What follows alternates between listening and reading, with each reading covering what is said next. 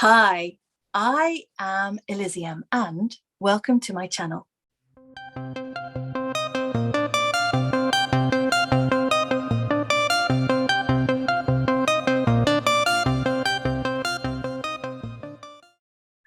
Last week, we had a look at collaboration, competition, creativity, and community. And we did this by examining two different towns in Wales and looking at the different ways that they were looking forward to Christmas by decorating their windows. Now, this week, what we're going to do is talk about the context which surrounds utopian philosophy and its development. In last week's video, we dropped in a massive lie, and I would like to thank everybody who commented and congratulate the ones who did spot it. Mel, you've managed to spot it every single week. Reshma, thank you. The Healthy Workplace, well done. And Laura, you have spotted a number of those lies as well. So thank you everybody who commented. And this week, watch out for another massive lie. Drop it in the comments when you spotted it. Now, in order for us to talk about the context of the development of Utopian, I would like to welcome my good friend, co-collaborator, co-founder, co-creator, colleague, Andrew. How are you? Hi, Eliziam. Thanks very much for having me back. And yeah, I don't know what this week's massive lie is, so I'll be looking forward to it. I think it's best when you don't know what it is as well. Okay, so this is picking up from the second video where we were talking about how we met and how we started working together. I think it's important to consider the environment, the cultural environment that we were working in. Cast your mind back to about a year ago. Can you remember what the world was like? I can. The world was hugely contrasted to when I started the idea of Utopian. Like when I had that initial seed 3 years ago, it was a completely different world. And of course, last year when we started working on the philosophy, we were in the midst of COVID and had been for around a year. And our digital lives, not just socially, but from a working perspective, have completely changed. We, a lot of us, me included, were home working and still am in my case. And I think that we were getting almost a more authentic viewpoint of the people who work with us too, because we weren't seeing that framed, polished viewpoint that we get of an individual when they're in the office. We were, or in the factory for that matter, what we were actually getting instead was kids playing in the background, aunties, uncles coming for a cup of tea, pets playing around on the table. And for me, for the way that I work and the way that I feel about things, it was just better because I was able to have a truer picture of the people who work with me. It's funny, isn't it? Up until then, everybody was very concerned with work-life balance and how to keep those personas separate. And all of a sudden, it was like we were having to manage those two facets of ourselves in one separate place. And I suppose, in a sense, it's not dissimilar to the way that Utopian strives to unite our different digital personas, which are fairly scattered amongst different social media accounts, an average of 8, I think. Yeah, an average of 8 accounts per individual. I think that the statistic we pulled before we started today was 2.5 hours per person. I think that's terribly low. I think it's much more than that, to be honest. When we started the papers, the figures we were working on was just under 4 billion social media users, and it's now 4.5, just under 4.5 billion. So, you know, obviously it's been a year between those figures, the two sets of figures, but it's still an enormous rise. That's a massive increase of 500 million users. It's huge. It is enormous, and you know, we're talking about over 60% of the global population, I believe. So, you know, it is a huge amount of people. And you're right, you know, we have this very disparate way of working within social media, as you just correctly said. An average of 8 accounts, no idea how people manage to manage 8 accounts. But then, you know, I was thinking, oh, 8 accounts, why would somebody need 8 accounts? And I thought, well, I'm on Twitter. And then I thought, well, actually, I'm on Scribble. I have an account on LinkedIn. I have an account on YouTube. Well, there's 4 straight away. Not even Yeah, really think about it. it's easily done. They add up, don't they? So it's a way of bringing those accounts in. It's a social media aggregator. It does so much more than that, though. We're not just talking about uniting our different facets of our personality, if that's what we wanted to do. We're also talking about uniting people, because actually this time where we are in and out of lockdowns, where people are scared to spend time with other people because of the knock-on effect that that interaction might have. We're talking about a global population who must be feeling very isolated. Yeah, I mean, Utopian, although we have social accounts, although we're building digital communities, the philosophy itself is about communities of communities. It's about co-collaboration, co-creativity, and encouraging people to be more compassionate and kind to one another.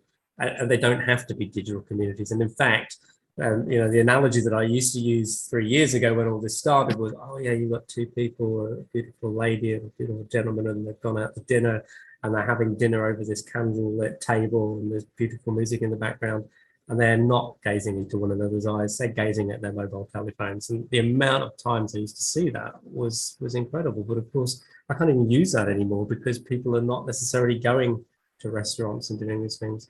But it is important, definitely important to make it clear we're not advocating that people should spend more time on social media. We're saying what we're advocating is that people should be more engaged and be parts of communities, that they should be more collaborative and creative. What is a community? We talked about this briefly last episode.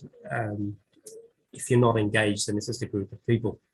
You know, unless you're actually doing things together, it's not really a community at all. Well, one thing that we really wanted to do was to try and bring not just digital communities together, but bring communities together in real life. You're absolutely right.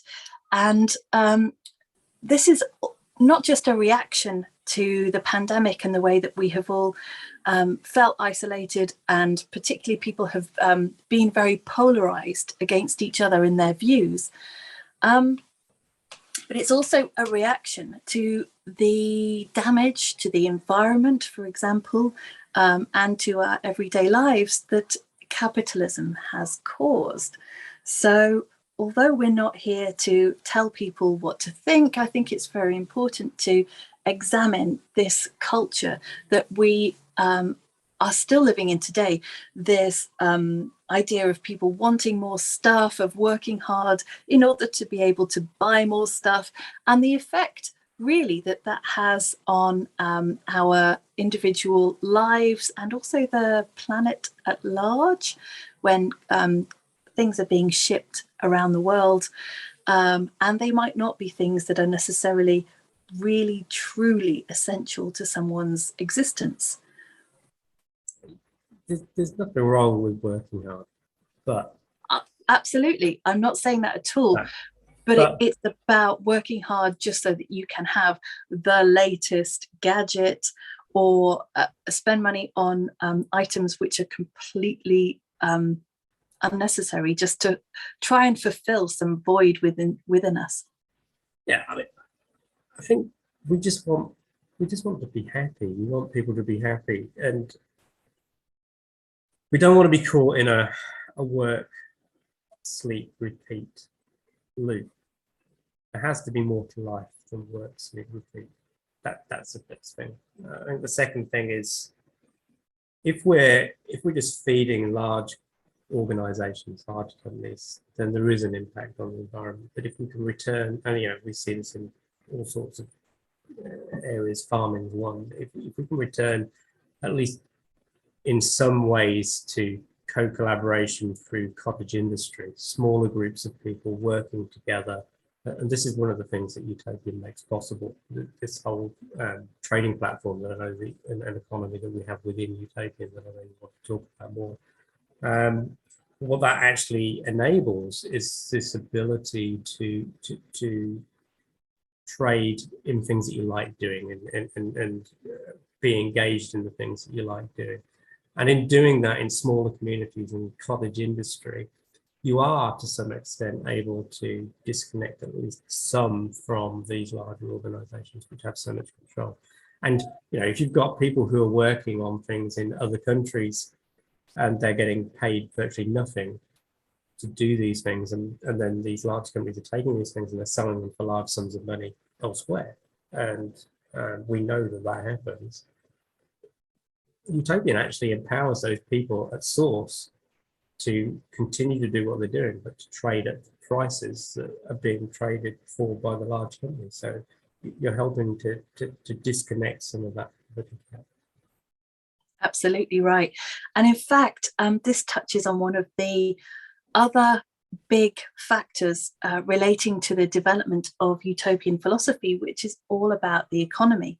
Because really, working in a very COVID intense time and looking at how different countries across the world have responded to this global emergency, we have been living through an unprecedented time of money printing.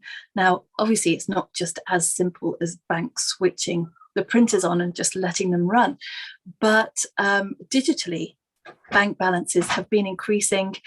And obviously, that's going to have an effect on the wider economy, the global economy, indeed. And so I suppose maybe thinking about and worrying about whether hyperinflation was going to happen, whether inflation was likely, deflation, part of Utopian is a reaction to economic uncertainty.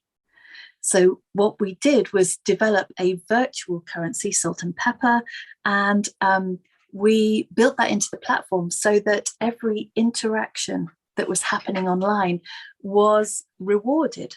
And so the more that you use a Utopian platform, the more that your balance will increase, so that you are literally being paid for your time, for your creativity, for your collaboration, for being part of a community. And so really what we've got there is an alternative version of a society which functions outside of the traditional setup that we have all been accustomed to until now. Yeah, I mean, it's Utopian, as you correctly have indicated. We have our own economy, our own platform for trading. And that platform, as we've indicated previously, is actually hybrid. So you can use ordinary currency. You can use your pounds, your dollars, euros, whatever you want. You can use cryptocurrency as well. Or you can use salt and pepper. And you, as you again correctly indicated, through TSOP, total state of presence, and our own algorithm, we actually can measure how engaged you are. The more engaged you are, the more salt and pepper you have. The less engaged you are, the less salt and pepper you have. We've created the platform in such a way as there is no inflation or deflation. So you can trade with some confidence around what the value of your money is going to be. Now you might say, well, okay, but that's not real money. So is that real money? Is that a piece of paper? Well, it's actually a piece of polystyrene, but it's close to being a piece of paper. Okay. I mean, it isn't money as we understand it, but then if I were to hold a £10 note and say, is that money? You would say, yeah, that's money. Why? It's money because we've decided it has value. It's not attached to gold. It's not attached to silver. It has no value. It costs 1 pence to print a £10 note. 1 pence. It's not worth £10 at all. It's worth 1 pence. The other 99 pence, I believe, is the way that the government raises money, isn't it? I think that 99 pence goes to the government. So effectively, when we talk about currency back in Roman times, they used salt to pay the soldiers. And go back even further, I think somewhat macabre, even teeth have been used as currency. So currency is really whatever you decide has a value. But what we wanted to do was design an economy that wasn't based on debt. So there is no debt. We don't allow debt. But we wanted to base an economy that was based on being engaged, on being creative, on being collaborative, on being positive, and doing good things. And if you do good things, you get salt and pepper, and you can trade, and you can do all of these different bits and pieces. And that's really the heart of the economic philosophy within Utopian, which I know we'll cover in another episode, but I think you led me quite nicely to summarizing that. Thank you very much. And I remember you telling me about a time when you did some website development work, and you weren't actually paid in cash. I believe you were paid in vegetables. Is that right? Yeah, I mean, the whole bartering thing is a part of the Utopian philosophy too, and why not? It's worth pointing out to anybody watching the video that in some countries, and I think America and the UK are both included in this, if you barter, you still have to declare it because there's a tax element to the bartering. But to me, if we ended up in a situation where economies crashed or collapsed, and I'm not saying that they will, but if they did, would you want a bank account full of pieces of paper that cost 1 pence to print, or would you want a pantry full of potatoes? I'm going for the pantry. I think I would be too. I mean, to be honest, if we get to a point where hyperinflation makes currency so that it's virtually got no value, then effectively what really has value are the things that give us warmth, that give us food in our stomach, that puts a roof over our head, that gives us security. They're the things that have value, not pieces of paper. And then when you start getting down to that level, you start realizing that we might be missing the point sometimes. We might actually just be so locked in on money and what we can do if we have more of it, that we forget there are other values there that we should perhaps be concentrating on more. I completely agree with you. Absolutely. We will be looking at deeper economic issues in a later episode. So I think it might be time to give some utopian development news and to talk about the new updates which have happened in the last week and what's coming next. I have been just so excited watching my balance of salt and pepper increase. That's very exciting. We have completed the first transactions, peer-to-peer transactions. So I was able to send you salt, you were able to send me salt. And also this week we have done timed transactions. Yeah, you've got dated transactions now, so you can set a date for a transaction. We've got recurring. Yeah, so you can have daily, weekly, monthly.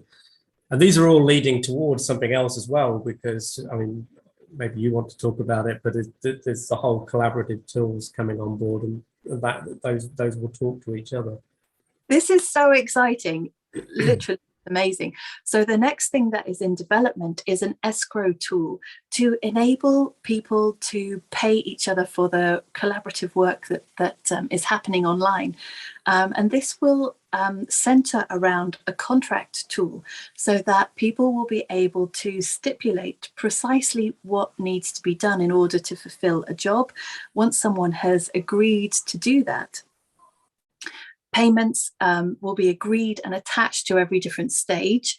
And then as each of those criteria is fulfilled, then the payments will be taking place.